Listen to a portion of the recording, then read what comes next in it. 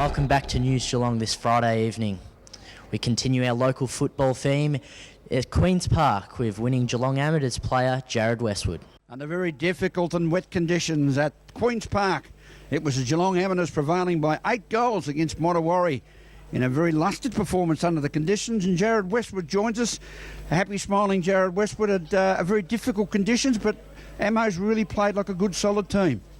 Yeah, it's you wake up in the morning looking at these conditions, you know you're in for a fair contest, and I think we knew that we had to pretty much, it wasn't going to be an easy day, so we had to grind pretty much for the first probably 3.5 quarters, and you know, with Modewarre playing a very defensive game, really made it hard for a score, but I think we got through, kicked the goals when we had the chances, and basically got away in the end, which was good.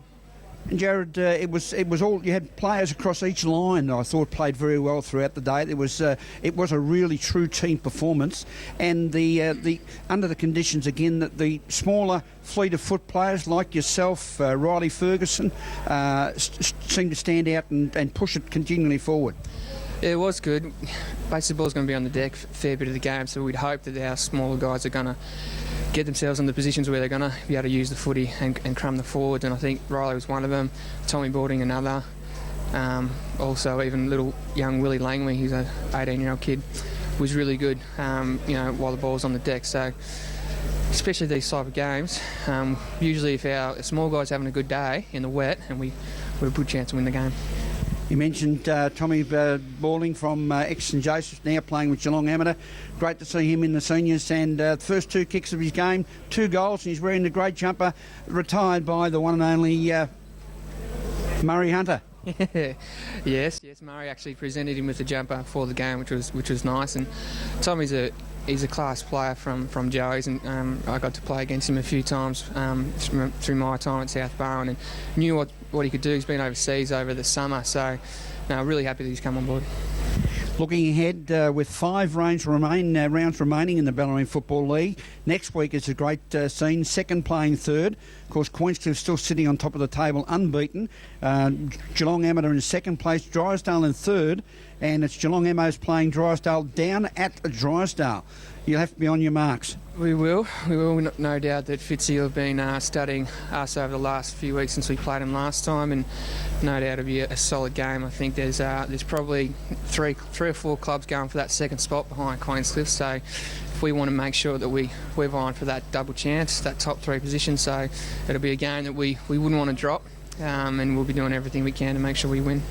And your remaining 4 games with Newcombe at home, Barwon Heads away, Anglesea away, and Port Arlington at home. You give yourself every chance of hanging on to number 2 spot with a good performance again next week. Yeah, it's why the draw has panned out. I think going halfway through the season, we'd only dropped 1 game to Queenscliff, and we're really, really happy with that. But as you know, if we don't finish off the last 6 or 7 games, we can put ourselves under the pump going into finals. And basically, it'll be the same thing that we do every week, especially in those last 5 or 6 games, because we'll be probably, I think we play Barwon Heads and then we play Anglesea and Port, so we're going to be probably playing, I suppose, 2 easier games at the end of the year, and we're going to make sure that we're ready to go come finals time. Thanks very much for that, Jared. For those GFL fans watching, Jared Westwood used to play for South Barwon, and his Swans side, or his former Swans side, celebrated a 99-point win over Newtown and Chilwell last weekend. We caught up with the leading goal kicker, Jordan Duncan. Respected club and close to uni, so... Yeah. And you live that side of town? You live in... I live on Res. Oh, okay. So, yeah, it's a 5-minute drive down the road. Mate, you obviously fitted in well. They've got a great culture at that footy club at South Barwon. Yeah, it's unbelievable. It's welcomed me in from the first day. Bill McCann, especially. Yep. Just took me under his wing, and all the boys have just done the same. And of course, the President of the Year, Richard Holtz, leads from the front. Holtzy's fantastic. Yeah, I know Holtzy personally. He does a great job. He does, yeah. Obviously, just the results show. Everyone at the club's working well together and just showing.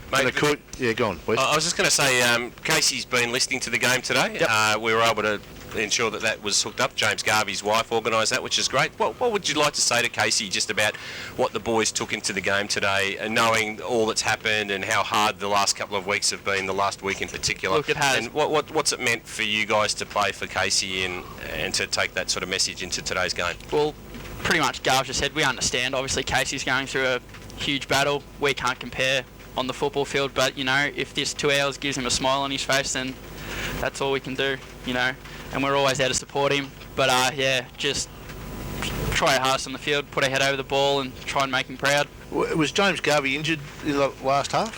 Don't know. Or just having a rest? As Kay just thought he put the feet up, did he? Probably a bit wet.